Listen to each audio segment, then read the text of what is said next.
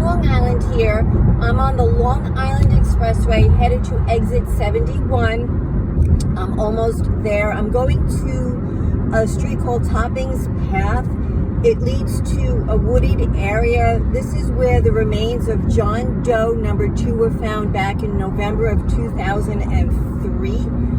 He was in a wooded area found by hunters about 400 yards south of the Long Island Expressway between exit 70 and 71. I think it was about 3 miles from where Jessica Taylor and Valerie Mack's remains were found.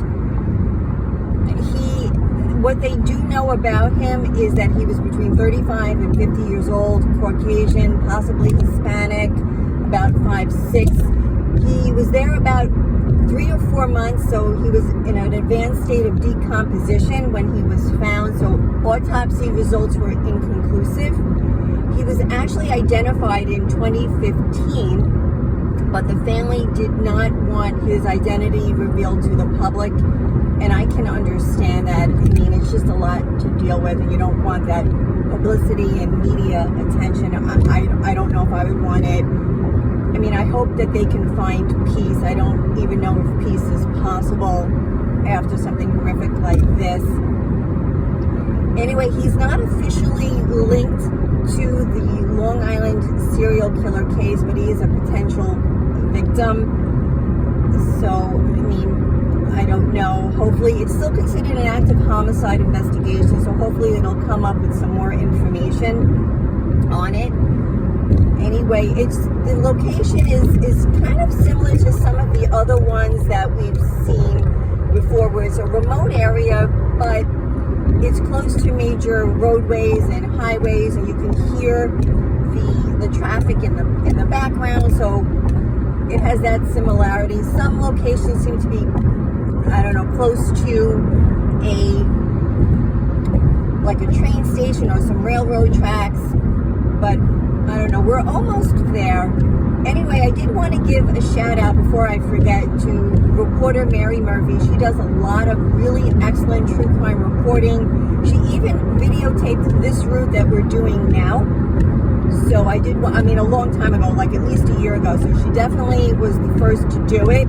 So I did want to I did want to acknowledge that because it's important. And I did want to also report on all the true crime content creators out there. They do a lot of really good work. True Crime with the Sarge, again, Murder Inc. and Odd Stops. I really like their site, very detailed.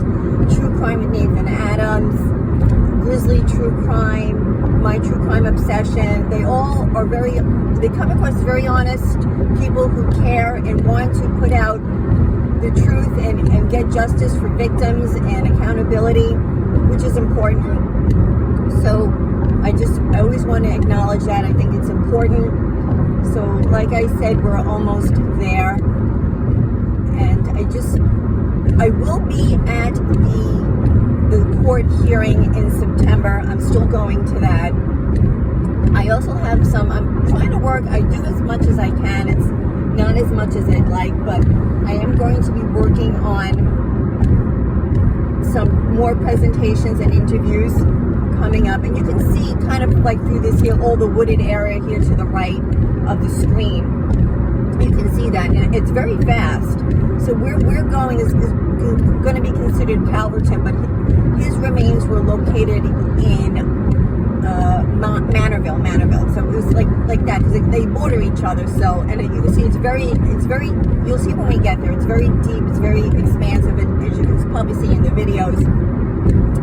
So there's a lot there, and ironically, this is the route people take when they go to the courts in Riverhead. So this is the exact route a lot of people who are coming from the west take to get to the court system. So that's that. So we're getting off here at exit 71 now. So we're gonna see. It's literally right off the expressway. You can probably see some of the wooded area here, but like I said, it's just literally right around the corner. Again, we're going to be making a right onto Edwards Avenue, which is the main road. So, like, again, these are off the main roads. So, all right.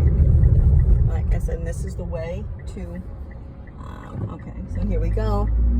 And here is Toppings Path. You can see it here, hopefully. And then we're going to make a right here onto Toppings Path. And then you just kind of, and then it just right here. Okay, here it is. This is it. This is kind of the area. I'm going to get out of the car so you can get a better look, but you can see what I'm talking about here. Hold on 1 second. All right, let me just get out of the car. All right, so as you can see, I'm going to walk towards this is a very wooded area, and it stretches, it goes really far back, really deep, really far. And so I'm obviously not going to be going in here, but you kind of see what I'm talking about. I'm going to pan around. There's like another street this way. People are going down. There's like a gate, so there's something over there. And then like here it is. But anyway, I mean, like there's actually like a pathway here, but like it goes deep and far.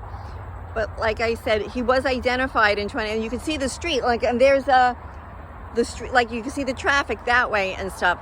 So, I mean, this is it, like deep and far. So, and like he was found by hunters, so I definitely don't want to go in there. But like that, there's the other street here where, look, there's even a bench and a garbage bin over here. Like you can see, I'll walk a little bit this way. Like if you go down here, there's something private over there. There's a gate over there. I'll zoom in a little bit so you can kind of see that. Right, and then like I said, it's a very heavy wooded area here, and it goes for a while. There's a lot of cars, but anyway, please like, share, subscribe, leave comments. I appreciate the comments. Any questions? I do my best. I'm trying, and I just, I hope, like I said, I hope his family finds peace and can find out who killed him. I mean, it's just unbelievable and unfathomable to me that like there's just no answers. Anyway, thanks for watching. Bye.